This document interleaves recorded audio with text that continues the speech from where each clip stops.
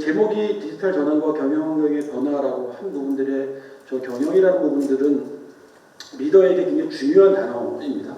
우리는 가정에서는 가정을 경영해야 되고, 그렇죠? 그다음에 학교에서도, 그다음에 군에서도 어느 모습 속에서 자신이 리더의 위치에서 그 최소한의 지금 있는 나한테 주어진 자원을 갖고 최고의 퍼포먼스를 낼 수 있는 목표, 그런 열정을 갖고 있는 것이 경영이라고 하는데요. 기업인들은, 저는 기업 현장에서 왔기 때문에 저 경영이라는 숫자의 부담, 글자의 부담이 굉장히 높습니다. 경영이라는 저 단어 안에 철학도 들어있고요, 인내도 들어있고요, 그다음에 조직도 들어있고, 리더십이라는 단어도 들어있습니다.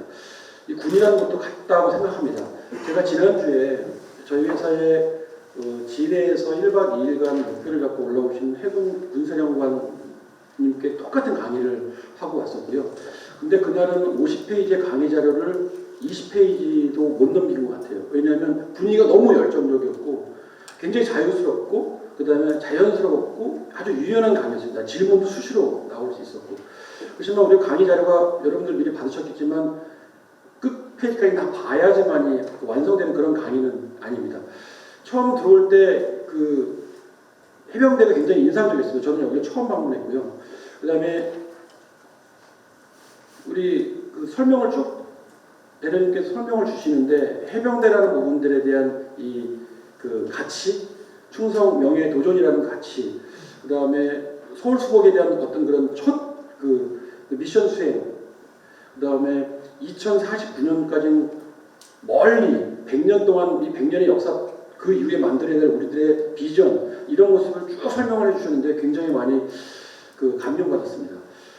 제가 많이 쓰고 있는 용어들도 많이 보였고요. 그 다음에 이미 2049년에 와 있는 것 같은 느낌도 많이 들었습니다.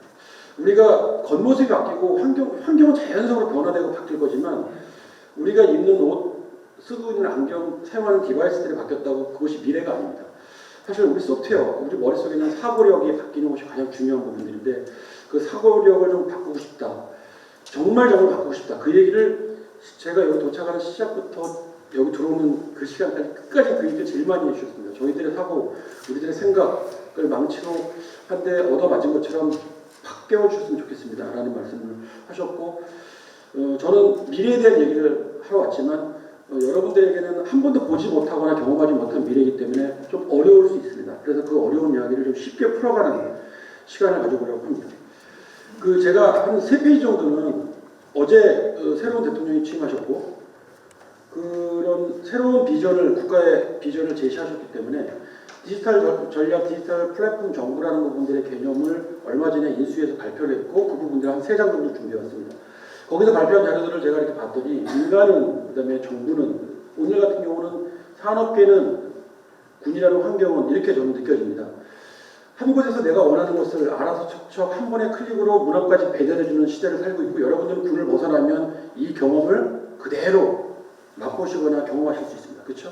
새로운 경험이 하나도 아닙니다. 여러분들이 휴가를 가시거나 집에 가시면 항상 보실 수 있는 경험인데 집을 나와서 군이라는 곳, 여러분들이 직장이라는 곳에 들어오면 그 경험과 완전히 새로운 경험으로 바뀌어버리는 그게 현실입니다. 그렇죠? 그리고 정부는 자격이 있어도 몰라서 복지 혜택을 놓치고 라는 부분들이라는, 예를 들어 아주 쉽게 표현하기 위해서 부동산이라든가 뭐 여러 가지 부분들을 표현했지만 사실 그 외에 우리가 이미 익숙한 우리들의 경험 부분들이 직장에서는 왜 되지 않는가라는 부분들 질문에서 시작하면 아주 쉽게 잘 되는 것과 그렇지 않은 것들을 우리가 찾아볼 수 있습니다. 거기서 질문하는 것이 훨씬 쉬운 방법이라고, 문제를 접근하고 찾아가는 것이 훨씬 쉬운 방법입니다. 너무 복잡하고 어려운 미래라든가 책에서 그 미래를 찾으려고 하면 한 번도 경험해보지 않은 부분들 때문에 여러분들이 굉장히 복잡함에 빠질 수가 있거든요. 우리들이 지도를 가지고 있는 이유는 길을 알 때 지도라는 것은 아는 길을 갈 때는 절대 필요한 것 같지 않지만 길이 막히거나 복잡하거나 길을 잃었을 때 지도는 굉장히 필요한 거지 않습니까? 똑같은 것 같습니다. 그래서 디지털 플랫폼 정부는 하고 싶은 것이 무엇인가라는 부분을 계속 보고 있습니다. 비전과 목표라는 부분이 굉장히 중요하죠. 비전과 목표는 여기서 비전인데 비전은 미래에 대한 얘기거든요. 보지 않은 것, 가보지 않은 것을 보는 것, 그것을 비전이라고 합니다.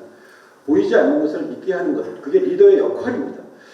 그 다음에 목표보다 더 선행되는 것이 목적이거든요. 원래 목적이 우선이고 목표가 그 다음입니다.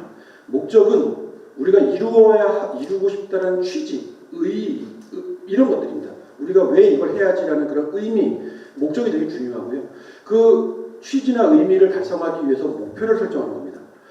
2049년에 스마트 기동력을 갖기 위해서 우리는 지금 어떤 목표를 수행해야 되는가? 그 목표는 올해의 목표, 다음 달의 목표 이렇게 세우셔야 되거든요. 목적은 좀 멀리 있지만 목표는 가까이 있습니다.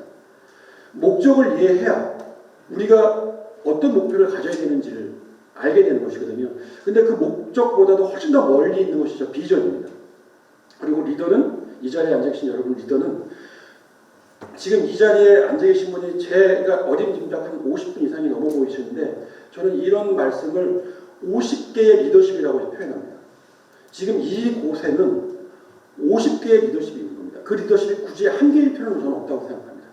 비전을 공유하는 것이고 리더십은 50개와 상관이 없습니다. 그런 부분들을 이야기하는 것입니다. 편안한 국민, 혁신하는 기업, 과학적인 정보라고 합니다. 이 모든 것들에서 가장 이 장표에서 핵심을 찾으라고 저는 혁신이라는 글자를 찾고 싶은데요. 혁신은 가죽을 벗겨낸다는 뜻이거든요. 가죽을 벗겨낸다는 뜻입니다. 그리고 우리가 굉장히 입바른 소리를 많이 하거든요. 근데 혁신의 모습이 여러분들 머릿속에 어떤 모습을 잘 잡고 있느냐는 거죠. 우리가 구상을 해야 되는데요. 구상이라는 것은 그러니까 혁신의 모습이 어떤 것인가? 혁신은 많은 사람들이 굉장히 하나의 큰 덩어리라고 생각합니다. 그리고 복잡하고 어려울 거라고 생각하고 굉장히 시간이 많이 걸릴 거라고 생각을 합니다. 혁신이라는 단어가 그렇습니다. 무겁고 뭔가 하나의 큰 덩어리 같고 엄청난 것 같고 하지만 혁신은 작은 조각들의 연결일 뿐입니다. 그래서 제가 50개의 리더십이라는 것들을 말씀드리는 겁니다. 여러분들이 50개의 리더십이 연결되면 그것이 혁신입니다. 그것이 혁신인데 우리는 혁신을 굉장히 큰 하나의 뭔가의 덩어리라고 생각하고 있다는 것이죠. 혁신은 50개의 리더십이 연결되어 있느냐 그렇지 않느냐에서 찾는 것이 훨씬 더 여러분다운 혁신이라고 저는 말씀드릴 수 있을 것 같습니다. 디지털 플랫폼 정보로 달라지는 새로운 대한민국, 지금까지는 에지지 투비라고 보통 많이 하는데요. 몰라서 반복적인 것으로 부족해서 기회가 제한돼서 이렇게 얘기를 합니다. 그래서 이 부분을 좀 깨보겠다고 그러는데 과연 깨질 수 있을 것인가라는 부분들, 이런 목표들은 이전 정부도 아마 수립을 했을 것이고 이 이후에 그 새로운 계획들을 우리가 복기라는 걸 좀 해보면 알 수 있는데 혁신이라는 것들은 완성되는 것이 아니라 계속 반복되는 것이거든요. 여러분 노력이라는 말 아시지 않습니까? 노력이라는 단어가 노력은 어떤 길을 가는가라는 질문에 이런 말이 있어요. 노력은 상승하고 정체되고 쇠퇴하는 길을 갑니다. 노력의 길이 상승하고 정체되고 쇠퇴하는 길, 이거는 우주의 질서이고 자연의 질서입니다. 모든 것은 상승합니다. 처음에 시작돼서. 그리고 정체됩니다. 한계에 머물며. 그리고 끄트머리에 다시 내려갑니다. 이것을 반복하는 과정이 노력이라는 과정입니다. 여러분들이 하고 있는 노력이 지금 상승 중에 있는 노력도 있을 것이고 정체된 노력도 있을 것이고 하강하고 있는 노력도 있을 겁니다. 그것이 무엇입니까? 우리들이 하고 있는 노력이 배움입니까? 아니면 새로운 정책입니까? 아니면 여러분들이 뭔가를 지금 목표를 잡고 추진하고 있는 기획적인 요소입니까? 그 노력이 상승 중에 있는지 정체 구간에 있는지 하락하고 있는지라는 부분들을 인지하는 것이 중요합니다. 하락하고 있는 부분들에 더 열심히 하시면 어떻게 되죠? 하락 구간에 더 열심히 페달을 밟으면 어떻게 됩니까? 굉장히 위험한 겁니다. 물론 상승 구간에는 페달을 밟으면 더 빨리 상승할 수 있겠죠. 그렇지만 하락 구간이라고 인지를 먼저 하셔야 우리가 하고 있는 부분들이 천천히 마감으로 가고 있는 일을 열심히 페달을 밟으면 그것은 바보 같은 짓입니다. 아인슈타인이 이런 얘기를 했습니다. 같은 방법을 반복하면서 다른 결과를 예측하는 것은 정신병자입니다. 원문에는 어떻게 써있는지 모르겠지만 우리가 똑같은 방법을 반복하면서 열심히 하고 있다고 얘기하면서 다른 결과를 예측하고 있다면 이건 정말 바보 같은 짓입니다. 해보고 안 되면 방법을 바꿔야 되거든요. 우리가 미래를 구상할 때 가장 어려운 것은 잘 보이지 않기 때문입니다. 경험이 없기 때문입니다. 제가 어제 썼던 페이스북에 누군가의 말이 기억납니다. 1000번을 얘기해야 한 번 알아듣는다 라는 글로 페이스북에 글을 올린 게 있는데요. 잭 웰치가 했던 얘기입니다. 잭 웰치는 지혜의 경영자였었거든요. 1000번을 얘기해야 한 번을 알아듣는다. 얘기는 미래의 얘기입니다. 우리가 뭔가를 얘기하고 뭔가를 전달하고 알아들었어? Do you understand? 이렇게 물어봤을 때 Do you understand의 의미가 뭐냐면 내가 말 전달했는데 이해했어? 근데 결과가 그렇게 안 나오면 이해 못한 그 사람의 책임이다. 우리는 그렇게 많은 사람들이 인지를 하고 있는데 Do you understand의 정확한 의미는 내 이야기 알아들었어? 이해를 못했다면 내가 설명을 잘 못한 거야. 다시 설명할게 라는 뜻입니다. 이해가시죠? 우리가 열심히 하는 것이 중요한 게 아니라 잘하는 것이 중요한 것입니다. 우리는 똑같은 목소리를 내야 된다고 하지만 그 똑같은 목소리는 목적에서 끝나고 목표에서는 다양한 목소리를 들어야 된다고 생각합니다. 해병대가 지켜야 될 가치가 있고 격은 변하면 안 된다고 생각합니다. 변하지 않는 그 가치와 격을 위해서 우리들의 열심히 하지만 잘 바뀌지 않는 것들, 같은 방법을 통해서 다른 결과를 내려고 하는 것들, 그게 변해야 되는 거지. 여러분들이 그동안 잘 지켜왔던 가치나 그 지금 초격차일 때 삼성전자 같은 경우를 그걸 초격차라고 하거든요. 초격차는 기술의 격차만 얘기하는 게 아니라 그들이 그동안 자기네 가치를 위대한 혁신으로 1등으로 가려고 하는 그 가치를 얘기하는 겁니다. 근데 우리는 잘못 이해하면 기술의 격차를 생각하기도 합니다. 그런 부분들입니다. 다음. 그래서 저는 제가 솔루션 사업 본부의 대표를 맡고 있긴 하지만 미래성장 전략실이라고 하는 조직의 실장을 맡고 있기도 합니다. 미래성장 전략실에서는 미래에 대한 성장 전략을 말 그대로 수립하고 있는, 추진하고 있는 전략부서입니다. 사업부서, 개발부서도 운영을 하면서 전략부서를 같이 하는 이유는 무엇인가? 제 사고가 아마 저희 그 회사의 오너이신 회장님께서 그런 그 경영 가치 철학을 갖고 계셔서 그런지 모르겠지만 개발만 평생 해본 사람이 사업을 모르면 안 되거든요. 그럼 매너리즘에 빠지기도 하고 회의를 위한 회의하듯이 그렇죠? 개발을 위한 개발을 하게 됩니다. 개발이라는 영역은 학문에서는 공학의 영역인데요. 공학은 현장에서 발생하는 많은 문제의 고민, 문제거리를 해결하는 게 공학의 본령이거든요. 본령. 그렇죠? 우리 전투는 승리가 목표잖아요. 공학의 본령은 현장에 생기는 수많은 문제를 해결하는 것에 있습니다. 기업의 목표는 그 리소스를 최소한의 그 리소스를 갖고 최대한 이익을 창출하는 것이 기업의 목표입니다. 기업의 비전은 지속 가능한 성장입니다. 생존하고 있는 게 목표인 게 아니고 성장하는 게 목표입니다.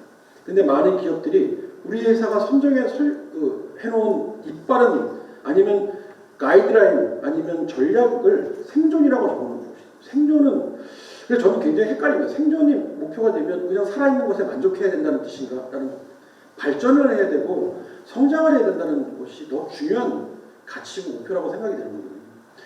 그런 부분들을 위해서 내 경험, 사용자 경험을 유저 익스피리언스라고 얘기합니다. 여러분들은 스마트폰을 사용한 경험을 갖고 계실 거고 이미 10년 이상 가정에서 배달의 민족에서 쿠팡이츠에서 그 다음에 쇼핑에서 이커머스에서 구글에서 네이버에서 다음에서 여러분들의 갈증인 여러분들이 목표로 하는 여러분들의 니즈와 원칙을 충족해 본 적이 충분히 있으실 겁니다.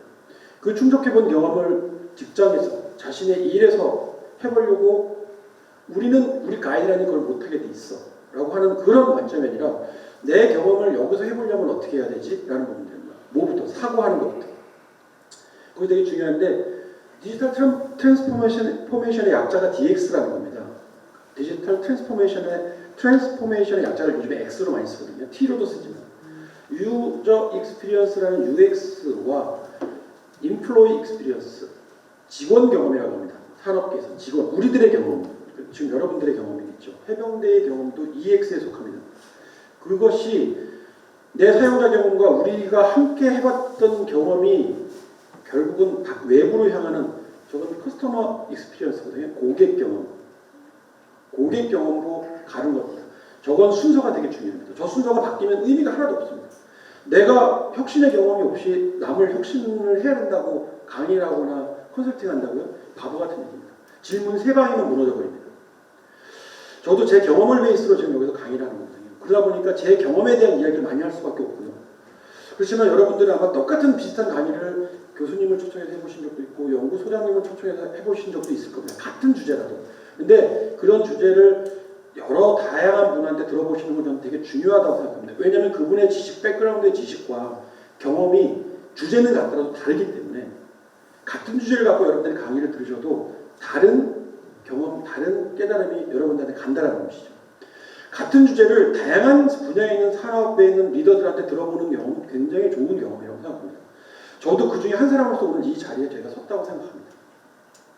그래서 저는 이 세 가지의 총합이 디지털 트랜스포메이션을 만들기 때문에 여러분들도 여러분들의 사용자 경험과 여러분들이 군에서 해병대 안에서 갖고 있는 그 경험과 그 경험을 갖고 미래에 대한 경험을 만드시는 역할이 굉장히 중요한 전략이실 거다라고 말씀드릴 수 있을 것 같습니다.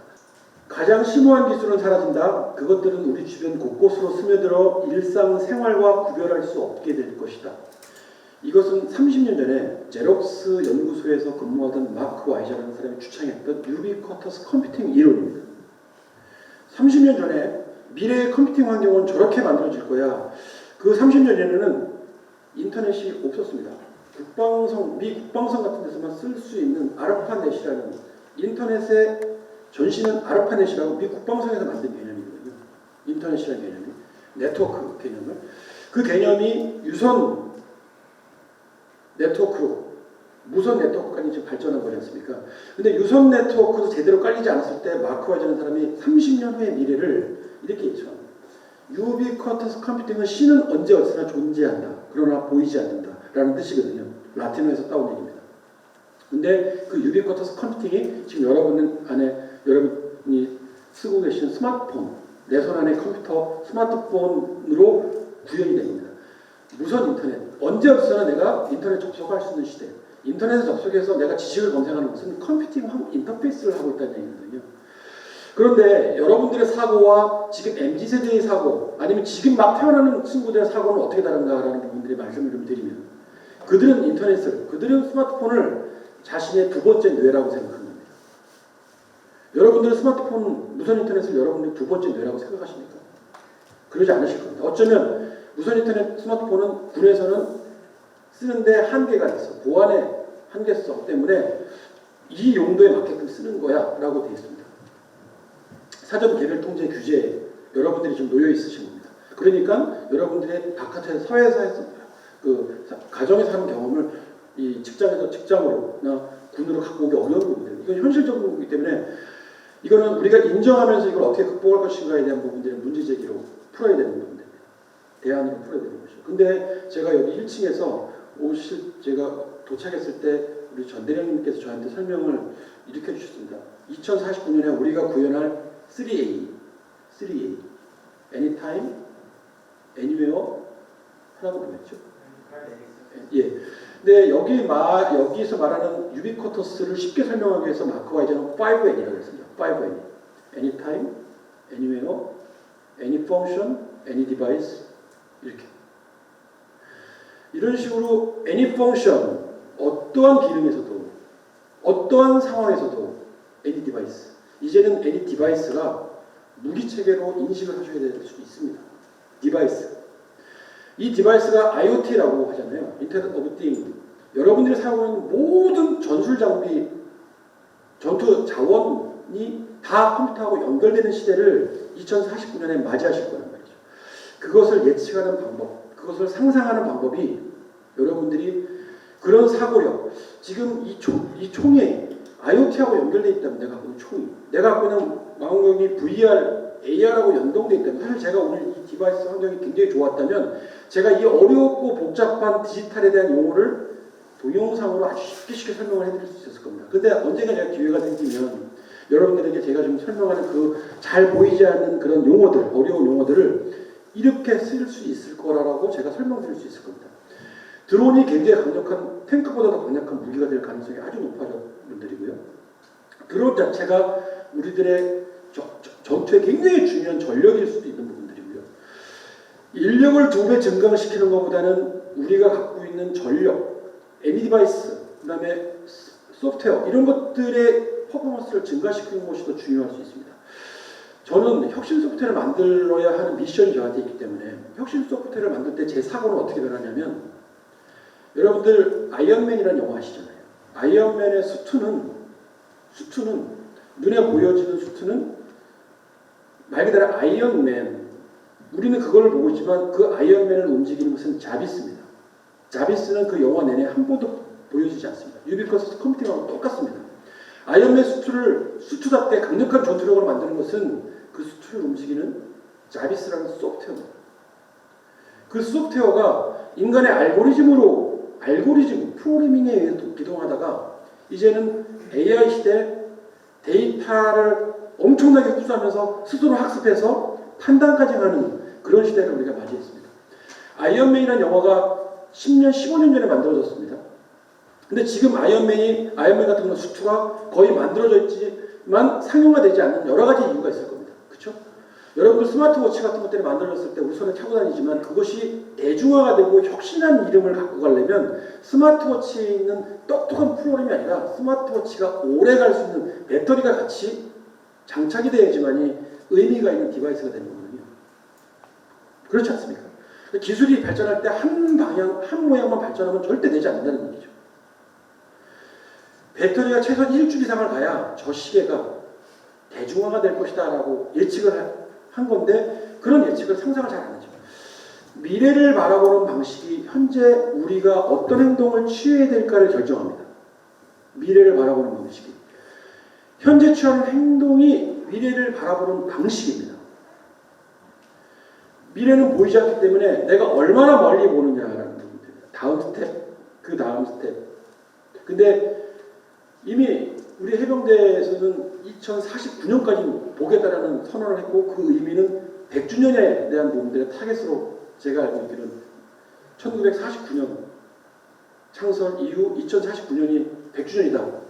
제가 아까 들었는데 이걸 시험 본다면 제가 나름대로 뭔가 확실하게 머릿속에 좀 적지는 못했지만 되게 인상이 깊었습니다. 2049년에 해병대의 모습은 지금 여러분들이 상상하는 것보다 그 이상이 되어 있을 가능성이 아주 저는 높다고 느꼈거든요. 그 계획을 지금도 수립하고 계시기 때문에. 이 유비쿼터스라는 컴퓨팅의 정의, 30년 전에 마크 와이저의 정의를 해병대에서 스마트 마린이 해병대의 그 용어인가요? 제가 헷갈려가지고 스마트 마린 맞습니까? 네. 그런 전략을 수립하고 계시다는 것은 미래에 대한 부분들의 고민을 굉장히 많이 하고 계시다는 의미입니다. 여러분들 미국에 가면 시애틀이라는 도시가 있거든요. 시애틀이라는 도시의 그 도시의 국민소득이 미국 평균 국민소득보다 훨씬 높거든요. 왜 그럴까요? 시애틀에 가면 아마존의 본사가 있거든요. 스타벅스의 1호점이 있습니다. 보잉이라는 회사가 있고요. 보잉, 마이크로소프트라는 회사가 있습니다. 그 도시가 혁신을 하기 위해서 그 도시의 비전을 선포한 도시의 리더가 좋은 미래에 대한 전략으로 혁신 기업을 유치하는 것에서 도시가 혁신되었다. 우리가 뭔가를 하려고 한 게 아니라 그 도시의 자원을 최대로 활용해서 정책을, 특혜를, 혜택을, 인센티브를 주면서 혁신 기업을 유치한 그 효과가 지금 시애틀이라는 어마어마한 도시, 국가보다 더 유명한 도시를 만듭니다. 그러면 아마존이라는 회사 여러분 잘 아시잖아요. 제프 베조스 혁신가죠. 스타벅스 여러분 잘 아시죠. 이 둘 회사는 같은 업종이 아니잖아요. 근데 공통점이 있습니다. 둘 다 디지털 전환에 성공을 했습니다. 아마존은 너무 잘 알고 있죠. 아마존 같은 경우는 조그만 책방 같은 데서 시작한 것 같지만 지금은 전 세계에서 전자상거래 회사 1등 회사거든요. 그죠? 저들이 1등 최초에 만든 회사가 아니라 이미 월마트부터 시작해가지고 엄청난 거대 공룡들이 있는 시장에 와서 혁신기업이 되는데 20년밖에 걸리지 않았어요. 스타벅스의 그 디지털 트랜스포메이션 여정이나 이야기는 사실 저에게만 해도 한 30분 정도로 제가 이야기할 수 있는데 스타벅스는 고객과의 소통, 커뮤니케이션을 고객이 갖고 있는 고객의 스마트폰 갖고 합니다. 스타벅스가 디지털 트랜스포메이션을 성공할 수 있었던 유일한 미래를 상상하면서 했었던 것은 고객을 불러들일 때 고객의 니즈와 원칙을 충족시킬 때 고객한테 지금 커피 먹고 싶어요. 지금 이벤트 하는데 여러분들이 지나가고 있는 길목에 있는 곳에 와서 경품 받아가세요. 여러분들이 지금 갈증 있는 부분들에 새로운 메뉴가 나왔습니다. 라는 부분들을 고객의 데이터를 읽어서 고객의 니즈에 충족을 채워주고 있는 회사가 스타벅스입니다. 여러분들 스타벅스에 가면 드라이브 스루 커피를 미리 주문해놓고 차에 내리지 않고 가면서 바로 갖고 갈 수 있으면 고객한테는 편이요, 본인들한테는 뭐죠? 효율입니다. 주차장 뭐 크게 만들지 않아도 되고 고객들한테는 시간 내리고 가지러 가고 다시 차를 타야 되고 차를 빼야 되고 하는 부분들에 복잡하고 불편한 편의성을 개선해 준 거고 본인들한테 효율을 갖고 온 거거든요. 효율을 먼저 생각했을까요? 편의를 먼저 생각했을까요? 저는 둘 다 같이 생각해요. 이 두 개의 가치를 같이 충족해야 된다고 생각했을 거라고 생각합니다. 그렇죠? 여러분들 스타벅스에 가시면 사이렌 오다라는 서비스를 써보신 적 있습니까? 사이렌 오다가 뭐죠? 사이렌 오다 미리 주문해 놓고 그죠? 미리 가서 픽업만 하면 드라이브스루하고 좀 비슷한 거잖아요. 재밌는 얘기를 좀 해드리면 저희 딸이 고등학교 3학년 때 아직 학생이다 보니까 또 지금은 대학생입니다. 대학생이다 보니까 경제력이 없잖아요. 그래서 엄마 카드를 갖고 다닙니다. 엄마 카드 꼭 필요한 거 있을 때 사 먹어. 꼭 필요한 거 있을 때 그 사용해라고 엄마가 카드를 줬지만 그 카드를 어떻게 써라, 얼마까지 써라라는 부분들에 무슨 암묵적인 합의였기 때문에 이 아이가 친구를 만나면 스타벅스가 좀 비싸잖아요. 스타벅스에 가서 빌리면 스타벅스에서 결제에 대한 정보는 엄마의 문자 메시지로 갈 거 아닙니까? 그럼 엄마가 황당하잖아요. 계속 잠깐만 엄마도 잘 안 사 먹는 뭐 비싼 거 사 먹고 막.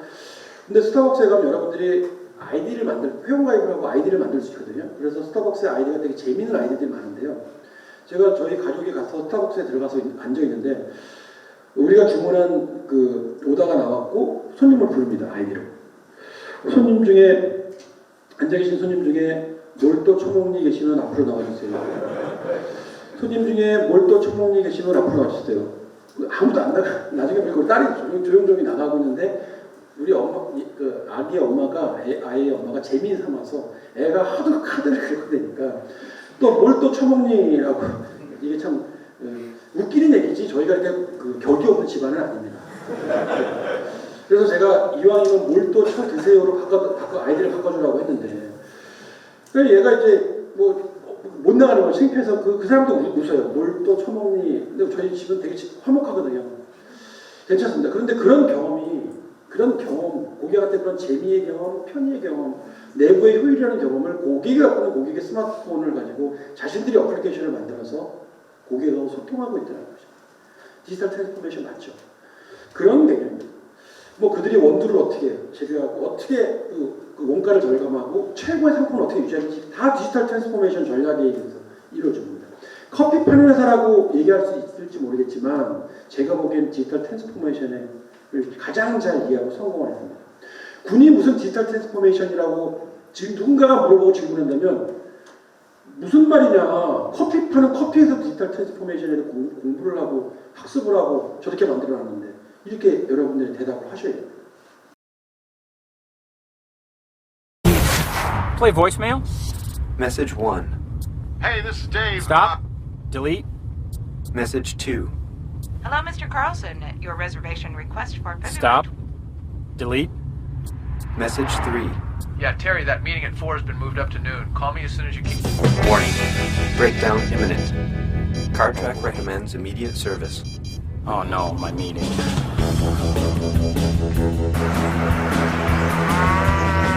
To locate your nearest service station, turn right at Alameda.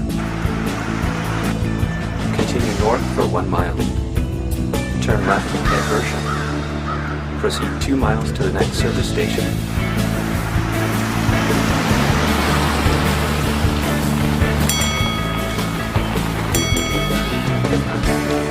Hi, Hi. Terry Carlson. Yes? CarTrack alerted us you're on your way. I've got your paperwork ready to go if you'll just sign right here. Great. Well, I guess all I need now is a cab. CarTrack has arranged for a cab to pick you up, Mr. Carlson. I guess all I need now is $1 million. Can't blame a guy for trying, right?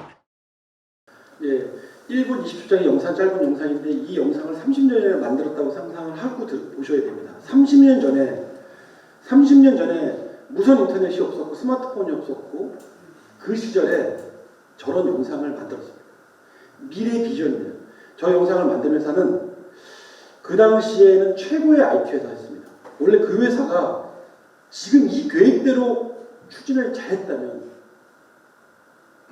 지금 아마 MS보다 위에 있을 거고 애플보다 위에 있을 겁니다. 애플의 스티브 잡스가 자사에서 쫓겨나 있을 때 스마트폰이라는 걸 탄생하지도 않았을 때 이 영상이 만들어졌고 이 영상을 만든 회사는 HP입니다. 휴렛패커드. 휴렛패커드는 30년 전에 미래는 세상이 저렇게 갈 거야 라는 상상을 한 거고요. 그 상상을 했을 때 이런 자동차는 이런 기능들을 할 거야 라고 했을 겁니다. 그리고 지금 거의 다 구현이 됐습니다. 거의 다 구현이 됐습니다. 거의 98%가 구현이 됐거든요. 그렇지만 비즈니스 모델도 바뀌었습니다. 어떻게 바뀌었나요? 이제는 자동차를 소유하는 시대에서 공유하는 시대로 바뀌어가고 있는 겁니다. 이 당시에 자동차 산업이 HP가 이 영상을 만들 때 그들의 전략은 자동차 회사가 되고 싶다는 게 아니라 자동차 산업은 우리 산업 밑에 들어올 거예요. 자동차를 컨트롤하는 가장 핵심의 가치는 IT야. 자동차는 자율로 주행할 거예요. 자동차는 소프트웨어로 갈 거예요.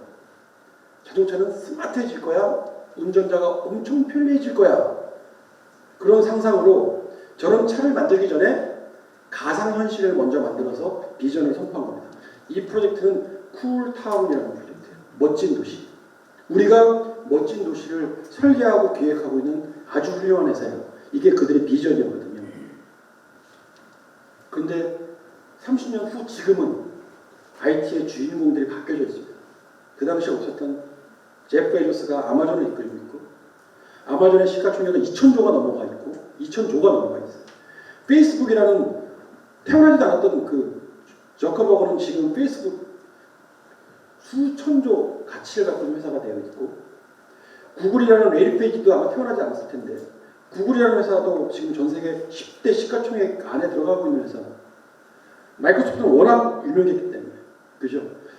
이 영상에서 보시는 저 그림은 자동차 회사는 서비스 회사로 진화할 거야 라는 그림도 봅니다. 제가 글로벌 사이버 대학교에서 강의를 10년 정도 지금 하고 있습니다. 사이버 대학교니까 여러분들도 입학하실 수 있습니다. 사이버 대학교에서 제가 거기서 제 과목을 듣는 학생 중에 되게 유명한 학생이 지금 BTS 5명이 제 강의를 듣고 있고 3명은 요번에 졸업을 했습니다. 그 친구들한테 3년 전에 냈던 문제가 이 영상을 보고 이 영상의 주어를 찾아라 였습니다. 저는 객관식 문제를 내지 않거든요. 주관식 문제. 저 영상의 주어를 찾아라. 저 영상의 주인공은 무엇인가? 어떤 산업의 미래가 보이는가가 기타 없이 서술하시오. 정답은 없습니다.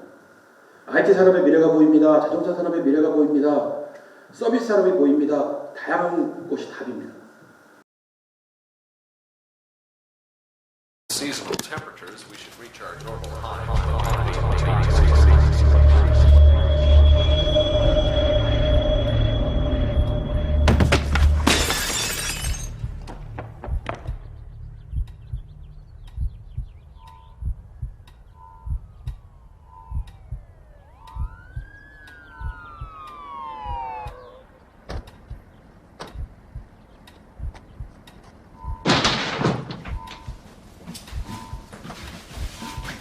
Paramedics! Mrs. Walters?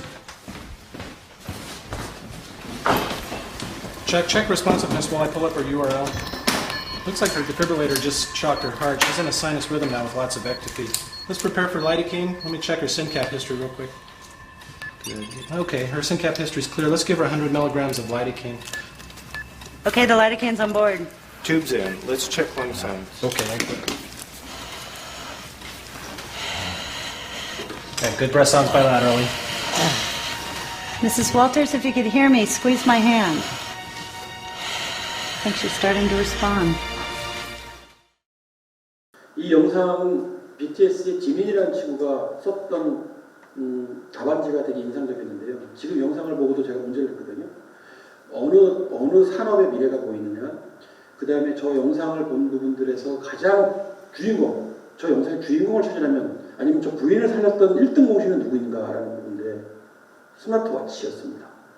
그 스마트워치가 위급한 상황을 빨리지 않았다면 구급대원은 오지 않았을 것이고 거기에 저 윌터스 부인의 정확한 정보가 없었다면 정확한 처치를 하지 못했을 것이고 할 수 있는 것은 인공호흡 정도, 병원을 빨리 실어나가는 정도였는데 우리가 병원 그 저기에 있는 구급대원이 달려가면서 그 윌터스 부인에 있는 병력, 기록, 데이터, 상태를 미리 알고 왔기 때문에 가서 빠른 조치로 이런 것을 군에서는 기동력이라고 할 수도 있습니다. 그렇죠? 제가 어제 저도 주경 야독 때문에 저녁 때 공부하러 다니거든요. 어제 역사에서 배우는 그러니까 전쟁에서 배우는 혁신 사례, 전쟁에서 배우는 창의력 이런 부분들의 그 강의를 들었는데요. 첫 페이지가 1차 대전, 2차 대전 때에 대한 이야기를 하면서 롬멜 장군 이야기를 하는 겁니다.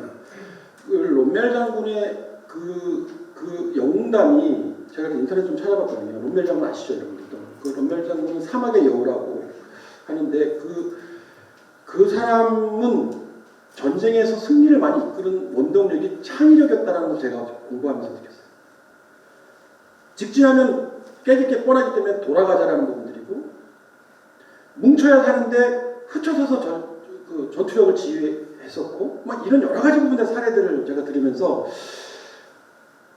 전투 환경 속에서 살아남는 사람은 가장 좋은 화기를 갖고 있는 게 아니라 응용력이, 창의력이, 재활용 능력, 임기응변이 살리는 길이지 화기력은 그 다음 문제다라는 부분들. 제가 어저께 2시간 반 강의에서 정리하는 제 마지막 노트가 그거였어요.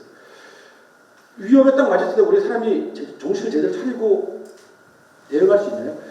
우리는 책에서 대부분이 한 번도 경험해보지 못한 부분을 책에서 배웠기 때문에 정말 위기가 왔을 때 우리가 그렇게 할 수 있는가. 우리 그래서 훈련을 하는 거잖아요.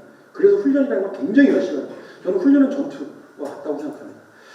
그래서 이런 이야기들이 굉장히 인상 깊었던 것이 옛날 여러분들 스틸리케 감독, 축구 감독이 우리 국가대표 감독을 하다가 떠나면서 했던 마지막 멘트가 그 사람이 좋은 전력, 좋은 우리의 공격력, 수비력을 갖추고 떠났는지 잘 모르겠지만 그의 마지막 멘트는 저한테 굉장히 인상적이었거든요. 그가 이렇게 질문합니다. 그렇게 정리합니다. 공격을 잘하면 승리할 수 있다. 그런데 수비를 잘하면 우승도 할 수 있다. 라고 얘기해요. 이 얘기는 공격이 중요하다, 수비가 중요하다는 얘기가 아니라 공격과 수비 둘 다 중요하다는 얘기입니다. 그죠? 공격을 잘하면 승리할 수 있지만 수비를 잘하면 우승도 할 수 있다. 어떤 게 더 멀리 보이느냐라는 부분의 개념도 여기서 좀 느껴질 수 있어요. 우리가 커뮤니케이션을 할 때 소통을 하고 협업을 할 때 얼마큼 멀리 보느냐라는 부분들이 리더의 가장 큰 자질이라고 생각합니다. 제가 오늘 제일 마지막 장표에서 하고 싶은 제일 좋아하는 문구, 리더십에 대해서 가장 좋아하는 그 명언을 제일 마지막 장표에 넣어놔서 여러분들도 보실 수 있는데요. 리더십은 배우고 외우고 지식을 축적해서 하는 게 아니라 행동으로 보여주는 것이라는 것 같아요. If your actions inspire others to dream more, learn more, do more, and become more, you are a leader. 만약 당신의 행동이 누군가를 더 배우게 하고 누군가를 더 일하게 하고 누군가를 더 성장시키고 누군가를 더 잘되게 하는데 영감을 줄 수 있다면 당신은 리더입니다. 라는 뜻이거든요. 존 퀸스 아담스라고 미국의 2대인가 3대 대통령을 역임한 사람의 이야기인데요. 여러분들 기업의 현장은 매일매일이 전투입니다. 전쟁도 똑같습니다. 우리의 한정된 자원을 갖고 경쟁사들이 호시탐탐, 그죠? 정해져 있는 시장에서 엄청난 치열한 전투가 매일매일 일어나는 것이 기업 현장입니다. 기업에서는 어떤 영화, 여러분들은 필승, 저는 공군을 나왔거든요. 필승, 충성, 도전, 이거 굉장히 중요하잖아요. 전투 현장과 같은 기업 현장에서는 회의록이 어떻게 써 있는지 아시고 회의실에 여기 이끌던가 따르던가 떠나던가 셋 중에 하나를 결정하라고 써 있습니다. 사람은 뭔가 그 네 번째를 생각하는데 없습니다. 이끌던가 따르던가 떠나던가 하지 않으면 어떻게 되는지 아십니까? 그거 셋 중에 하나를 고르지 않으면 버티던가 개기던가 비비던가 해야 됩니다. 맞지 않나요? 해병대는 이끌던가 따르던가 그 둘 중에 하나밖에 없지 않습니까? 떠날 수는 없잖아요. 그렇죠? 이끌던가 따르던가 떠나던가 이곳이 사회고 이곳이 기업이고 이게 현장입니다. 그런데 대안은 제시하지 않고 맨날 불만 그거는 안 돼요. 안 돼요. 디지털에 그렇게 디지털 전환해야 된다고 하는데 디지털 하면 안 됩니다. 디지털 프로그램이 사고 치면 어떻게 합니까? AI 도입했다가 기계가 사고 치면 어떻게 하려고요? 이런 얘기 할 때가 아닙니다. 지금. 디지털의 반대말이 무엇인지 아십니까? 디지털의 반대말. 아날로그? 발음이 비슷합니다. 디지털의 반대말은 아날로그입니다. 아날로그. 왜?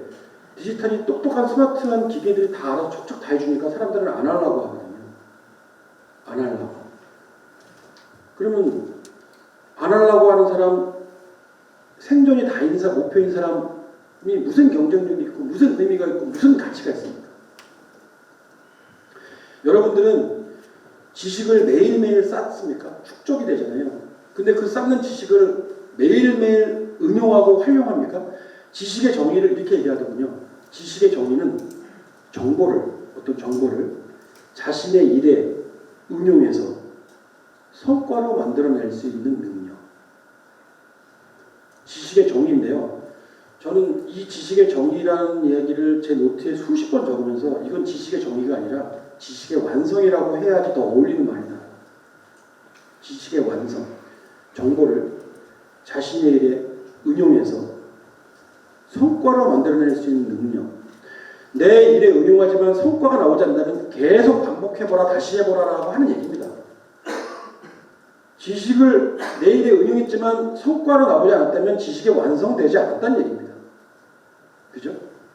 지식은 완성시켜야 의미가 있어요. 해보는 것. 그래서 2500년전에 공자님이 하신 말씀 중에서 들은 것은 잊어버리고 본 것은 기억되나 해본 것은 이해된다는 말입니다. 직접 해본 것. 하고자 하면 방법이 보이고 하기 싫으면 변명이 보이는 겁니다. 지식은 정의 내리는 것이 아니라 완성시키는 겁니다.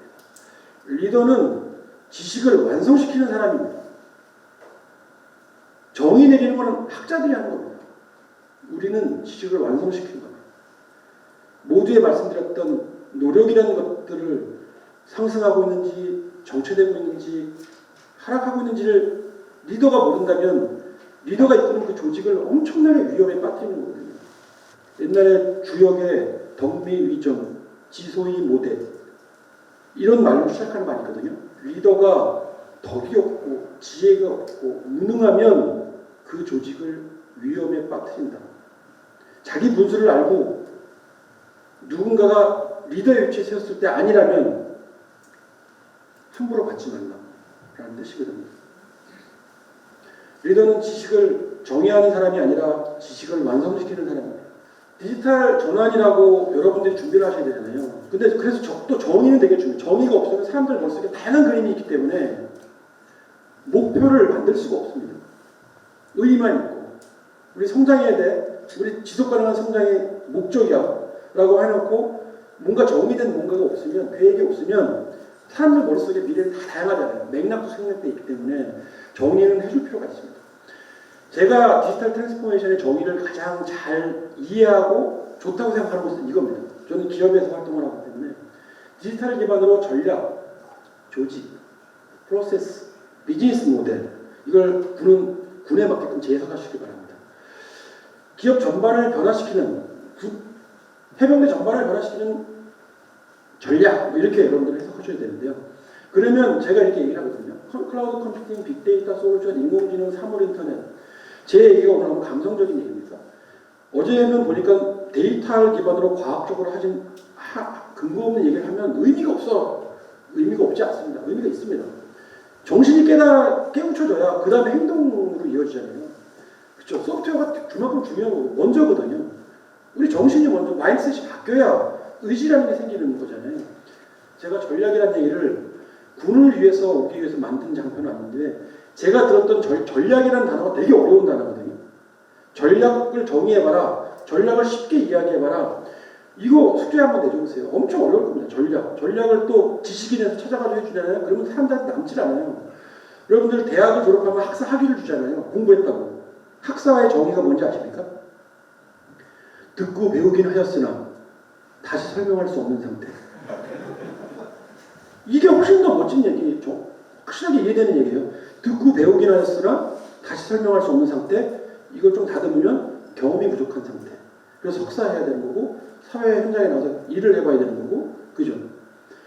우리 여러분들도 듣고 배우긴 하였으나 다시 설명할 수 없는 상태. 제 강의 끝나고 1시간 뒤부터 이어집니다. 무엇이 남을 것인가라는 거잖아요. 그죠? 여기서 전략을 저는 이렇게 표현하고 싶었습니다. 제가 알고 있는 전략 중에서 가장 멋진 전략. 남해 올돌목에 가면 이순신 장군 동상이 서 있는데요. 어떤 소설가가 이렇게 썼습니다. 칼 대신 지도를 들고 있다. 1000개의 칼보다 지형이다. 이것은 전략을 나타내는 것이다. 1대 100으로 싸워야 되는 부족한 전력을 갖고 장군은 1000개의 칼이 아니라 이 왼손에 들고 있는 지도, 울돌목을 내려다보면서 어느 지역에서 싸워야 되는가라는 부분들을 이해하고 알고 있다는 것은 전략을 안다는 것이다. 전략, 전술이라는 단어를 군에서는 많이 쓰시잖아요. 기업도 많이 쓰거든요. 근데 기업은 잘 모르고 씁니다. 근데 다 잘 모르는데 다 이해해요. 그 전략이라는 단어를 설명할 수 없는데 알아듣는다는 게 신기한 거예요. 전략이라는 단어 제가 강의할 때 보니까 너무 어려운 거예요. 설명. 전략. 모호한 거예요. 전략. 명확해야 되는데 아주 명확한 거였고요. 제가 알고 있는 전술이라는 단어를 여러분들은 잠깐 설명해 드리면 이게 전술이 될지 모르겠지만 그 다음에 정답도 아니지만 여러분 우리나라에서 아직 깨지지 않는 영화 관객수 영화가 뭔지 아십니까? 명량입니다. 1780만인가 왔거든요. 1700만 명이라는 관객수를 1592는 저희 아들한테 제가 배운 건데 1592 있을 때가 아니다. 1592 임진왜란 1592를 선생님이 1592 있을 때가 아니다. 임진왜란을 1592라고 알려줬다는 거 굉장히 현명한 거예요. 안 잊어버려요. 1592 있을 때가 아니다. 지금 내가. 그게 임진왜란 때거든요. 1592 임진왜란 명량이라는 주제는 우리가 다 알고 있습니다. 이순신 장군 다 알고 있어요. 그죠? 여러분하고도 관계가 있지 않습니까? 이순신 장군 부분들은 전략가 있고 전술가 있고 그렇죠. 이순신 장군 부분들의 이야기, 난중일기의 이야기 아직 저에게는 12척의 배가 남아 있습니다. 판옥선, 사직생, 생직사 우리가 알고 있는 스토리인데 왜 아직 그 영화 관객 기록이 안 되었을까요? 모두가 알고 있는 스토리 영화. 저는 그 영화가 2시간 정도가 되더라고요. 보면 저 3번인가 봤는데 명량이라는 영화를 2시간 영화를 한 줄로 정의할 수 있어야 된다는 생각을 했어요. 어느 순간에. 명량이라는 영화를 한 줄로 정의하면요. 전술이 보입니다. 저는 전술이라는 단어를 그 영화에 이순신 장군 역할을 맡았던 최민식이라는 배우를 통해서 알게 됐는데요. 2시간의 영화를 한 줄로 줄이면 결전의 전날 두려움에 쌓여있는 그 부족한 병사들이 백성들이 두려움에 떨고 있는 그 백성들이 그 병사들이에게 최민식 이순신 장군이 독백을 합니다. 저들에게 퍼져 있는 독보석과 같은 두려움을 용기로 바꿀 수 있다면 제가 보지는 않았거든요. 임진에 살아보진 않았지만 그 영화에서만큼은 내가 알고 있는 사직생, 생직사, 난중일기의 많은 명언들보다 작가의 멘트인지 최민식의 독백인지 모르겠지만 저들에게 퍼져 있는 독보석과 같은 두려움을 용기로 바꿀 수 있다면 이라는 그 한 줄이 영화 2시간의 분량의 전부다라고 이해가 됐습니다. 그러니까 잊혀지지가 않는 거예요. 그러니까 제가 스크립트 없이 얘기할 수 있는 겁니다. 전략은 이 그림으로 설명할 수 있었고 전술은 아직도 깨지지 않는 명령이라는 영화의 이순신 장군의 독백으로 설명이 가능하구나. 리더들은 굉장히 어려워하거나 복잡하거나 모호하거나 안 보이는 것들을 어떠한 멘트나 어떠한 정의나 어떠한 상상력으로 우리가 이뤄야 될 게 이거구나라고 정의 내려주고 이해시켜주는 것이구나. 리더의 자질, 포용력, 다양성 중요합니다. 그렇지만 정말 우리가 가고 싶은 그 미래가 무엇인데? 라는 겁니다. 저는 회사에서 리더의 역할, 참모 역할을 동시에 수행합니다. 제 위로는 회장님이 계시기 때문에 저는 참모이고 제 밑으로는 저희 회사가 한 2,000명 정도 조직이 되는데 제가 한 500명 정도 조직, 한 450명 조직을 이끌고 있습니다. 우리 회사의 매출액의 한 50%를 제가 담당을 하고 있습니다. 그래서 제가 제 노트에 이런 것도 써 있어요. 리더의 역할 중에 하나는 산으로 가고 있는 배를 찾아서 다시 바다로 내려보내는 일. 또 리더의 역할입니다. 그 사람들 산으로 가는 배를 깰 게 아니고 글로 가고 있는 배를 찾아서 다시 바다로 돌려보내는 일이 리더의 역할입니다. 리더로서 저는 조직과 개인이 성장할 수 있도록 만들어주는 것이고 참모로서 저는 어떻게든 되게 하는 것. 이게 제가 생각하는 리더와 참모의 정의거든요. 리더로서 제가 해야 될 가장 큰 책임은 제가 맡고 있는 조직이 산으로 가지 않게끔, 실패하지 않게끔, 실패도 다시 일어나게끔, 그죠? 그들이 성장을 맛보게끔 해주는 역할이 저한테 가장 중요한 리더십의 역량이라고 제가 생각하고 있고, 참모로서의 저는 이거 한번 해보면 어떨까라고 했을 때 그게 되겠습니까? 안 되겠습니까? 따질 게 아니고 어떻게든 되게 해보려면 상상으로 어떻게든 되게 하자. 멋있는 얘기 같진 않지만 그냥 제가 가장 잘 기억하고 이해하고 행동할 수 있는 용어이기 때문에 그런 것들을 제 정의에서 저의 것으로 갖고 행동합니다. 부끄럽지 않자, 뭐 말과 행동이 다르면 안 된다. 이거 되게 어려운 거거든요. 어떻게 저도 사람인데, 그죠? 좋은 거 사고 싶고, 좋은 거 먹고 싶고, 좋은 거 갖고 싶고, 그죠?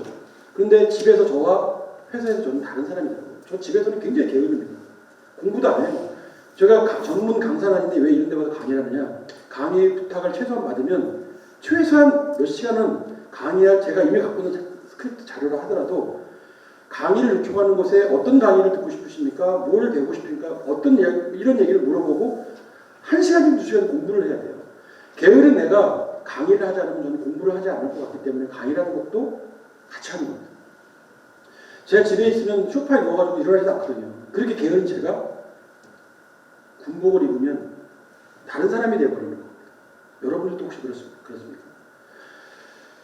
지휘관이라는 위치, 리더라는 위치가 뭐 대단한 게 아니라 내가 통솔하는, 내가 끌고 가야 될 조직을 생존시키는 게 아니라 성장시켜야 되겠다는 목표, 최소한 미래는 그런 목표를 갖다 보니까 집에서 나와 회사에 나는 다른 내가 되는구나. 위치가 그렇게 보면 사람을 만드는 게 또 맞구나라는 것을 느끼게 됩니다. 조직은 그래서 그 전략으로 뭔가를 만들면 조직은 어떻게 바뀌는가? 저희가 쓰고 있는 그룹웨어입니다. 아마 해병대에서는 뭔가 온나라라는 시스템도 쓰실 거고 어떤 전산환경에 있으실 텐데 저 조직도에 보면 조직도 중간에 여러분 좀 작아서 안 보이시지만 더 봇, 직원들은 알파 봇이라고 썼는데 직원이 로봇 프로세스 오토메이션이라는 RPA라는 소프트웨어가 있어요. 자동화하는 거. 계산해 주는 거는 사람이 할 게 아니라 기계가 대신해 주는 거야. 그렇죠? 그런 부분들 때문에 저희가 로봇을 그려놓기 시작했습니다. 벌써 그런데 앞으로 5년 지나고 10년 지나면 어느 조직이든 조직도에 로봇 몇 대 팀은 조직도와 같이 인간하고 같이 조직도에 머물러 있을 가능성이 아주 높다는 겁니다. 해병대도 해병대 조직도에 로봇 있습니까? 로봇 그리기 시작해야 됩니다. 관제 시스템이든 어떤 모니터링 시스템이든 그려놓고 얘가 스스로 상상하고 생각하고 판단할 수 있을까라는 그 생각을 하셔야 됩니다. 로봇이 만들어졌을 때 그때 조직도에 집어넣겠다는 게 아니라 가상의 로봇 해봇이라고 하십시오. 해병대 로봇 뭐 이렇게 해가지고 그려놓고 얘가 어떤 일을 했으면 좋겠다. 얘가 몇 명의 일을 대신할 수 있겠다라는 상상을 하셔야 됩니다. 이게 소프트웨어적인 사고입니다. 이렇게 복잡하고 많은 프로세스가 아주 간단하게 주는 겁니다. 사람이, 회사가, 기업이, 조직이 전산 시스템, 디지털 트랜스포메이션은 것은 사람을 잘리기 위해서가 아닙니다. 사람이 사람다운 일을 하기 위해서 시스템을 도입하는 겁니다. 사람의 퍼포먼스를 최대로 여러분들 전력, 전투에서 어저께 제가 배운 곳에서 그러더라고요. 전투력 100명이 있는데 100명 중에서 베테랑 10명이 먼저 죽으면 90명은 죽은 것 같다. 회사도 똑같습니다. 100명의 직원 중에서 일 잘하는 사람 10명이 빠지면 90명은 의미가 없습니다. 그러니까 리더, 이런 게 되게 잘해야 되는 거예요. 어제 저한테 수업하셨던 그분이 전술을 이런 표현을 하셨어요. 우리가 6.25 때 중공군이 인해 전술을 쓸 수밖에 없었던 인해 전술이잖아요. 그럴 수밖에 없었던 지휘관은 어떤 판단을 했겠냐라는 거예요. 인해 전술이잖아요. 그랬다는 거예요. 병력은 많고 지휘관은 없고 능력은 떨어지는데 명령은 잘 목적이에요. 그래서 쓸 수 있는 전략이 인해 전술이에요. 그죠? 지휘관은 없고 훈련은 많이 안 되어 있고 병력은 엄청나게 많은데 명령의 목적은 잘하는 거예요. 무슨 쓸 수 있는 전략이 뭐지? 전술이? 인해 전술.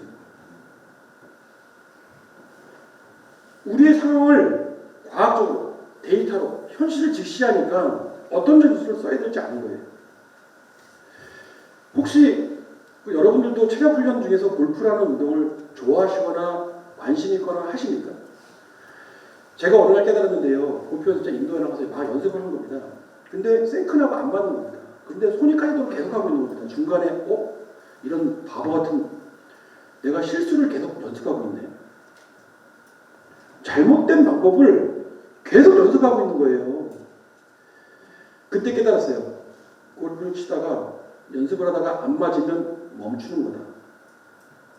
그래서 왜 안 맞는지를 생각해 보는 거다. 근데 무식하게 안 맞는 방법을 계속 연습하면서 그러면 골프는 뭐가 되냐면요. 사실 여러분을 다시 정의하면요. 골프는 잘 맞는 게 자기 실력이 아니고 실수로 잘 맞을 때까지 연습하는 거예요.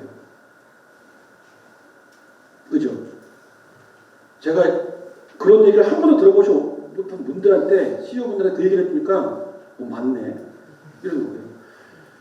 실수로 잘 맞을 때까지 잘못된 방법을 계속 연습을 하고 하고 계신 분들은 다시 생각하십시오. 라고 얘기했어요. 이게 아까 아인슈타인의 잘못된 방법을 반복하면서 다른 결과를 예측하는 것은 정신병자하고 똑같은 맥락이잖아요. 프로세스. 이 많은 복잡한 프로세스를 이렇게 단순화하면 사람들이 더 많은 일을 할 수 있는 겁니다. 이거를 멋있는 용어로 바꾸면 이겁니다. 사람이 뭔가를 해야 되고 뭔가 사람한테 같은 비전을 줘야 되고 같이 협업을 할 때 아주 쉬운 용어, 우리가 모두가 이해할 수 있는 용어로 쫙 선언해 주는 겁니다. 뒤통수 맞는 거. 그 선언 중에 여러분들 갖고 있는 장표 중에 그런 게 있어요. 인간이 낼 수 있는 퍼포먼스의 맥스는 49%가 전부다. 나머지 51%는 흐름이 채운다. 이게 인문학적인 얘기예요. 네트워크가 채운다. 근데 저는 이 얘기를 어디서 갖고 와서 제가 재정의한 거예요. 인간이 낼 수 있는 퍼포먼스의 맥스는 49%가 전부다. 나머지 51%는 연결이 채워요. 연결. 여러분들이 만들고 싶은 스마트 마인. 그럼 여러분들이 낼 수 있는 퍼포먼스를 100이라고 가정하시면 안 되는 거잖아요. 그렇죠? 그리고 100도 끝이라고 보면 안 돼요. 저희 아이가 해외 나가서 공부하면서 깨닫고 온 것 중에서 가장 인상적인 게 엑스트라 마일이라는 제도거든요. 정책. 엑스트라 마일이 뭔지 아십니까? 고3 때 자기가 시험을 봤는데 92점. 열심히 노력해서 96점. 더 열심히 노력해서 100점 맞은 거예요. 근데 그게 끝이라고 생각한 거예요. 그 아이는. 근데 다음에 더 어려운 문제를 내주더래요. 그걸 풀었더니 엑스트라 마일 106점을 주더래요. 그러더니 더 어려운 문제를 내서 푸니까 120점을 주더래요. 그 20점은 언제 쓰는 거냐? 자기가 아팠을 때, 어디 놀러 가고 싶을 때, 뭔가 규정된 것을 벗어난 인센티브로 활용하라고 만든 제도가 엑스트라 마일이에요. 그걸 보고 제가 뭘 느꼈냐면 완성은 100이야라고 하는 것에 기준을 주면 안 되겠구나라는 걸 느끼게 된 거예요. 110을 했을 때 우린 줄 게 없기 때문에 110이라는 목표를 만들지 않는 겁니다. 120이라는 목표를 만들어 놓고 그 얘기는 100이 넘어가면 그다음부터 알아서 한다는 얘기거든요. 선생님의 이야기하면 엑스트라 마일은 사람이 알아서 자기가 더 공부하고 싶고 더 어려운 문제를 풀고 싶어 합니다. 우리 선생이 낼 수 있는 것은 이 문제가 다거든요. 근데 그 아이가 나보다 더 창의적이라면 100점에서 막아놓을 필요가 없는 거 아니냐. 그 얘기입니다. 여러분들도 해병대도 KPI 그렇죠? KPI를 100이라고 만들어놨다면 105점, 110점, 120점의 KPI를 협동지수, 소통지수, 피드백지수, 창의지수 이런 걸로 한번 만들어 보십시오. 저는 군대 있을 때 특별한 짓을 하다가 고참들한테 많이 깨지기도 하고 많이 칭찬도 받고 있어요. 군대 있을 때 군 병영 생활 명령을 한다고 환경미화 해서 대대장님한테 맨날 우리 닦잖아요. 훅 돌고 손가락으로 이렇게 파서 안 나오면 막거나 얼차려 쓰고 야 어떻게 이렇게 가지? 근데 이거를 막거나 두려움이 없이 우리가 스스로 깨끗하게 닦고 훨씬 예쁘게 만든 다음에 잘 돼 있으면 1등하면 외박 보내주세요. 그거 건의해가지고 그런 거 병영 명량화 막 이런 거 상 받고 막 그랬거든요. 좀 창의적이어야 된다고 생각했어요. 딱딱한 조직에서. 그래서 제가 마무리하고 싶은 이야기는 모두에 거의 다 얘기가 나왔습니다. If your actions inspire others to dream more, do more, run more, and become more, you are a leader. 당신이 누군가에게 더 배우게 하고, 더 일하게 하고, 더 잘되게 하고, 더 꿈꾸게 하는데 영감을 준다면 나의 행동이죠. 당신은 리더입니다. 라는 말씀을 드리면서 제 강의를 마치도록 하겠습니다. 감사합니다. 혹시 오늘 강의 내용에 대해서 궁금하신 부분들이 있으면 질의 응답 시간을 갖도록 하겠습니다. 제가 이제 질문 드리고 싶은 것은 사실 질문이라기보다는 이제 의견을 듣고 싶은 건데요. 군대라는 조직은 굉장히 경직되고 수직적인 문화입니다. 계급이 존재하다 보니까 특히 이제 해병대라는 조직은 그런 부분이 좀 없지 않아 존재한다고 생각합니다. 이제 기업과 어쨌든 군대 문화가 차이도 있지만 특히 이제 더존비주어는 또 혁신기업의 대표적인 우리나라 기업으로서 여러 가지 회사에 주어진 다양한 목표 또 성과 지표를 당해서 달성하기 위해서 다양한 구성들을 상호 팀이든 또 구성원들에 대한 통합을 위한 여러 가지 그런 활동들이 있을 텐데 아까처럼 기업 내에서 사용하는 어떤 소프트웨어적인 그런 거 말고 인간과 사람들과의 어떤 관계 속에서의 상호의 연결이나 소통이나 이런 문화들을 어떻게 적용을 했을 때 굉장히 그것이 굉장히 좋더라. 그러니까 우리가 각자의 모든 사람들의 사고는 그 사람들이 다 창의적인 생각을 갖고 있을 수 있는데 어찌 보면 그 생각을 제대로 이야기할 수 없는 문화가 있다 보니 그것이 제대로 쓰여지지 못하는 경우들이 사실 많이 있는데 특히 이제 문화가 경직되어 있는 문화 속에는 그런 것들이 더 크지 않습니까? 다 이제 위에서 지시되는 거에 주로 따라가는 그런 입장인데 우리 더존비주원 같은 특히 지금 솔루션 부분의 이제 대표시니까 해당되는 조직은 그런 부분들을 어떻게 좀 잘 함으로써 아까 말씀하신 연결 나머지 51%를 채우기 위한 연결 결국 그것이 이제 소통과 같은 맥락인 것 같은데 그런 어떤 방법들을 좀 이렇게 활용을 하고 썼을 때 많이 도움이 좀 됐더라 성과가 있었더라 하는 그런 사례가 있으면 그거에 대해서 좀 말씀 좀 해주시길 바랍니다. 질문을 보면 고민을 많이 하시는 흔적이 이렇게 많이 느껴집니다. 저희 회사에 애자일 문화라는 게 있습니다. 여러분들 혹시 애자일이라는 단어를 알고 계신지 모르겠는데 애자일은 기민하고 민첩하고 유연하고 낭비 없는 이런 뜻이거든요. 애자일 문화라고 합니다. 이것을.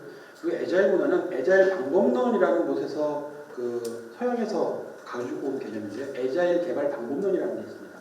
이걸 경영학에서는 린 매니지먼트라고 합니다. 어떤 목표를 작은 단위의 기능, 최소의 단위 기능으로 만들어서 먼저 적용해보고 가능성을 보고 수정하고 적용해보고 가능성을 수정하고 수정하고 이거를 계속 반복하는 과정이거든요. 그렇게 해서 조립하는 우리가 뭔가 큰 혁신을 이루겠다고 큰 그림을 잡아서 통합을 이루어야지라는 것은 굉장히 어려운 겁니다. 그리고 예전에는 어떤 새로운 시스템을 업그레이드한다, 고도화한다, 개선한다는 목표를 잡고 있는데 그것도 굉장히 어려운 겁니다. 저희는 군 용어로 조금 바꿔서 얘기하면 사전 개별 통제 문화를 갖고 있지 않고요. 사후 포괄 규제 문화를 갖고 있습니다. 정책인데요. 가이드라인. 사전 개별 통제는 무엇만 해라고 하는 겁니다. 이것만 해라고 규정 짓는 거거든요. 이게 어떤 업무에 대해서. 이걸 어떻게 바꿨냐면 요거 말고는 다 해도 돼 라고 바꾸는 겁니다. 이걸 네거티브 전략, 포지티브 전략이라고도 하는데요. 군은 사전 개별 통제 전략으로 되어 있습니다. 군의 특성상. 그런데 그 특성이 미치지 않는 업무들도 군에도 존재하더라고요. 제가 육군본부를 5년간 지금 컨설팅을 하고 있거든요. 모바일 업무 수행체계라는 컨설팅을 제가 지금 하면서 같은 업무를 하고 있는데 서로 다른 이야기를 하는 것을 2년 동안 해봤어요. 기능이 다르니까 여긴 되는데 여긴 안 된다는 거예요. 특히 보안적인 거. 통신망에 대한 문제. 그 다음에 규정에 대한 거. 그래서 이 부분들을 예를 들자면 제가 설명을 좀 시켜드리면 보안문서 있지 않습니까? 보안문서는 내가 보안문서를 작성한다는 것을 처음부터 인지하고 작성하는 경우도 있지만 쓰다 보면 그게 보안문서가 되는 경우도 있거든요. 근데 쓰다 보면 보안문서가 되는 건 이제 기계가 훨씬 더 잘해요. 기계가. 이게 기계가 막 쓰다 보니까 우리 같은 기업 같은 경우는 주민번호, IP, 주소 이런 것들을 넣으면 이게 IPv6, IPv4라는 체계하고 패턴이 같잖아요. 그러면 문서를 자동으로 보안문서라고 바꿔줘 버립니다. 저장할 때나 배포할 때. 사람이 하지 않고 기계가 하거든요. 제가 어느 군의 특성상 봤더니 데이터베이스를 좀 봤어요. 그랬더니 비문이 아닌 문서 수백 메가의 데이터가 비문을 잠겨 있어요. 그리고 데이터 있대요. 그리고 비문 취급 안 하는 사람이 그 데이터를 봐야 되는 게 없어요. 그러니까 다시 만드는 거예요. 그거는 쌓은 거지 축적하지 않아요. 저는 축적하고 쌓은 것들이 다르다고 보거든요. 데이터는, 빅데이터는 재활용될 수 있고 필요할 때 찾아낼 수 있어야지 의미가 있는 거지 그 의미가 없으면 그 데이터가 아니고 쓰레기예요.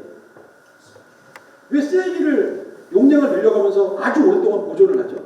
제가 질문했어요. 통전에 가가지고 여기에 보존된 문서 중에서 한 번도 검색해보지 않는 문서가 얼마나 되십니까? 그런 질문 처음 받아본다고 처음에 했고요. 그러면 통전에서 하시는 분들 중에서 미래 계획을 세우니까 그런 모의 훈련을 해보셨냐고. 검색해보셨냐고. 디지털 아날로그 데이터를, 문서 데이터를 스캔해서 디지털로 바꾸는 게 디지털 견해가 아닙니다. 아날로그 데이터를 디지털로 바꾸면 검색이 좀 더 편하고 이동과 보관이 쉬운 거는 맞죠. 근데 데이터를 읽을 수 없고 볼 수 없고 인사이트를 줄 수 없다면 그게 데이터입니까? 그 데이터를 왜 갖고 있어야 되죠?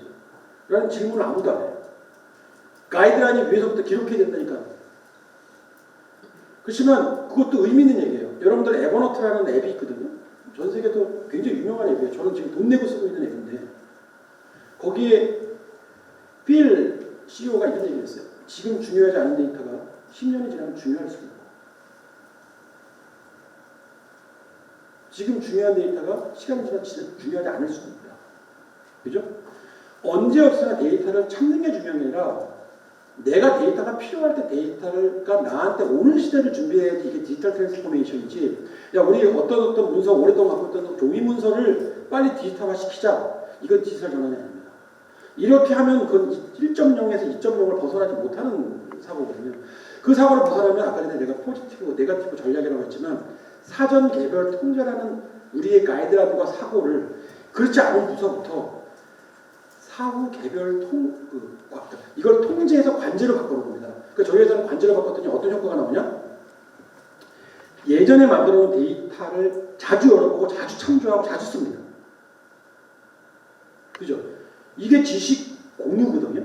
근데 여러분들이 쓰는 KMS 시스템이랑 KMS 솔루션이고 시스템이에요. 군도 있을 수 있어요. KMS는 약자 그대로 지식 관리 솔루션이에요. 세상이 바뀐 지가 언젠데 아직도 지식을 관리합니까? 지식은 공유되는 거예요.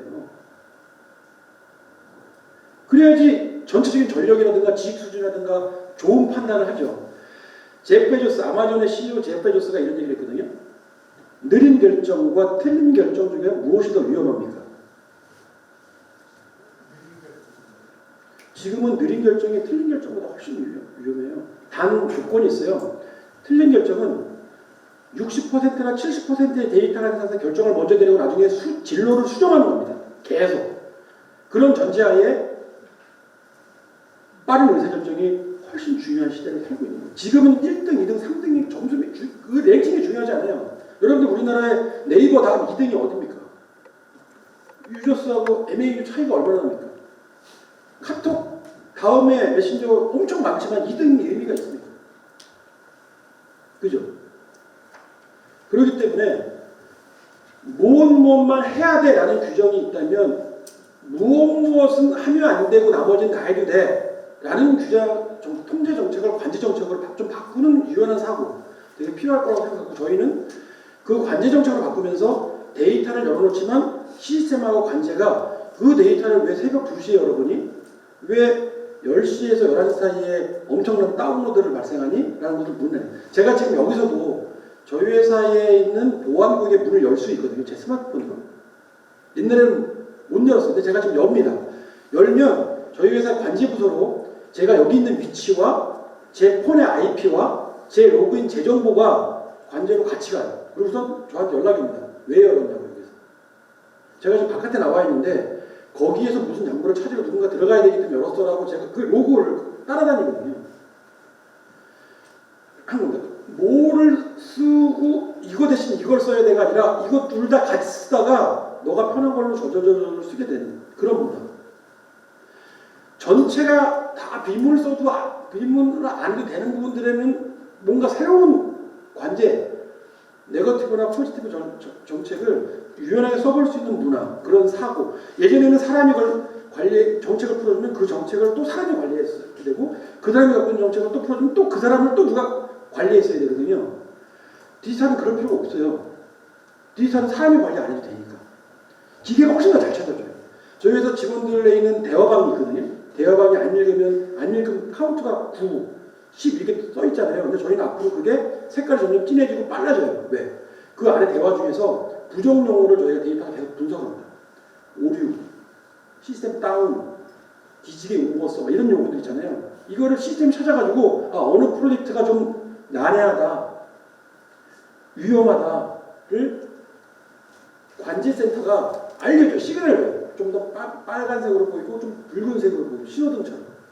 그러면 지휘관이 그 부분들의 리소스를 좀 더 투입한다거나 좀 여유 있는 리소스를 뺀다거나 이런 게 생기거든요.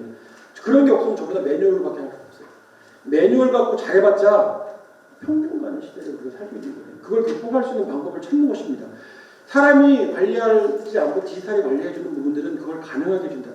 그래서 애자일 문화 같은 것들을 시도해보는 것이 굉장히 중요하다. 언젠간 올 거거든요. 지금은 안 되지만. 그래서 그게 지금 질문에 답이 있는지 모르겠지만 그런 게 되게 중요합니다. 소프트웨어적인 사고입니다. 예. 다음 질문 혹시 있으시면 받겠습니다.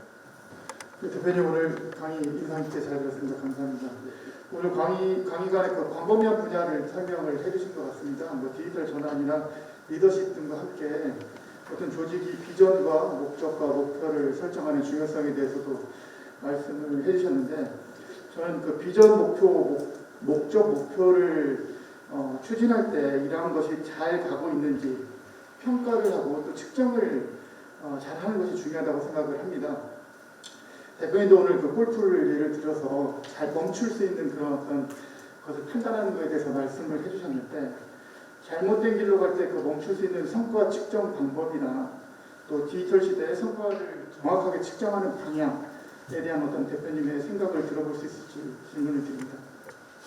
저희가 커뮤니케이션을 협업이나 소통이 원래 어렵습니다. 본질적으로. 근데 우리가 상식적으로 소통과 협업은 잘 돼야 되는데 안 되는 게 문제라고 생각합니다. 거꾸로 생각하셔야 됩니다. 원래 안 되는 게 본질입니다. 그걸 잘 되려고 노력하는 거거든요. 안 되려고 하면 남 탓이 보이는 거예요. 제 탓이 보이고 자기의 역량도 그 사람들한테 보일 텐데 도와직원들한테. 그래서 우리가 커뮤니케이션하는 방법을 좀 바꾸는 것이 되게 중요한데요.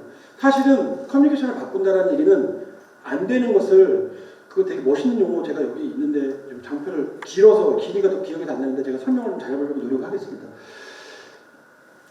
안 되는 것을 측정을 결과를 갖고 하는 게 아니라 과정 중에서 하는 게 되게 중요하거든요. 중간의 과정에서.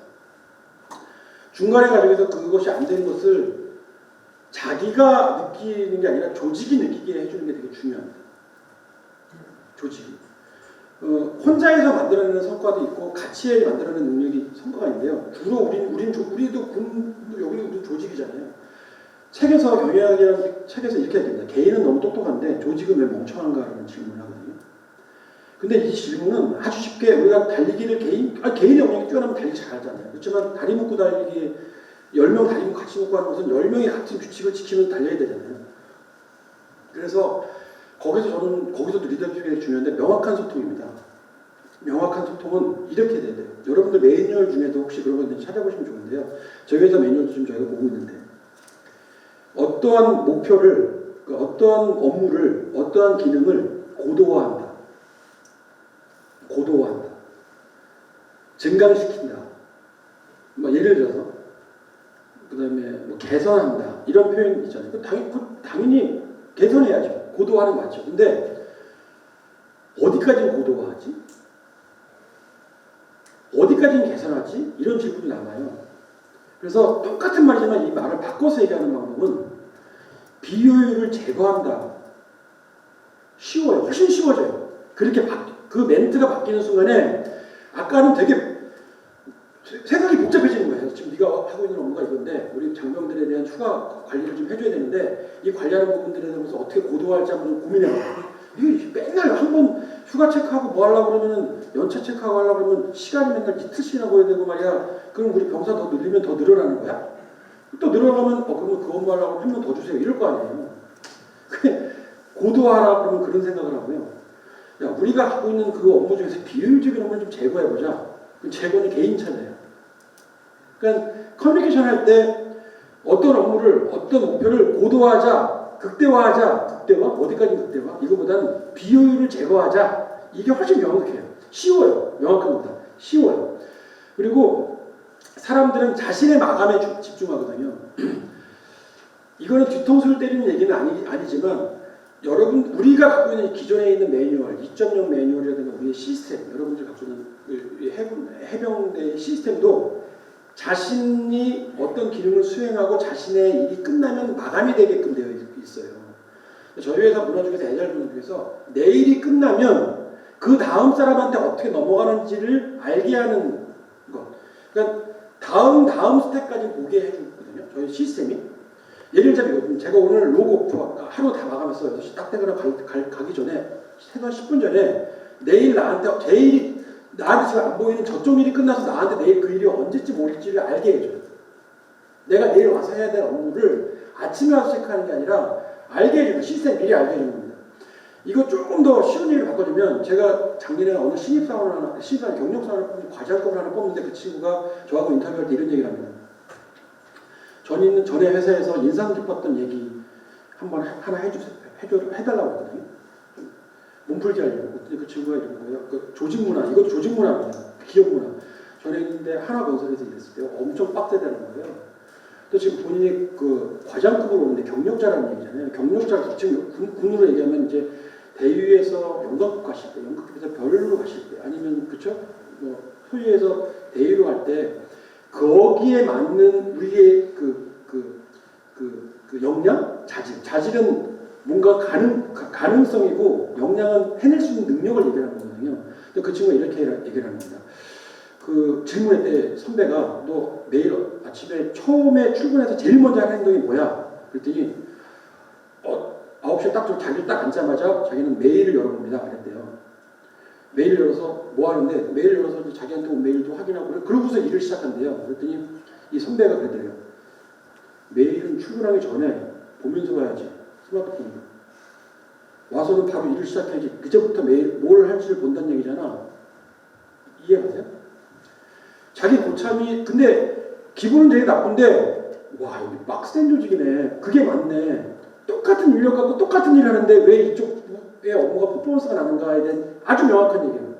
야, 메일은 차 안에서, 전투를 안에서 충분히 읽어보면서 오자마자 바로 회신 보내야지. 그때부터 메일을 읽기 시작해? 그럼 너는 남들보다 30분, 1시간 늦게 레디, 준비가 돼 있는 거잖아. 근데 그 얘기가 되게 인상적이었어요. 마무리해서 잘 됐는지 안 됐는지를 점검하지 말고 완성되기 전에 점검하는 거예요. 골프 칠 때 방향성이 틀려요. 그러니까 짧게 치면 벌타가 없어요. 근데 방향성이 틀려 멀리 턴데 오비 나거나 해저드 들어가면 벌타가 있잖아요. 방향성이 굉장히 중요한 거라고 생각합니다. 그 방향성을 잡아주는 게 리더의 역할이라고 생각합니다.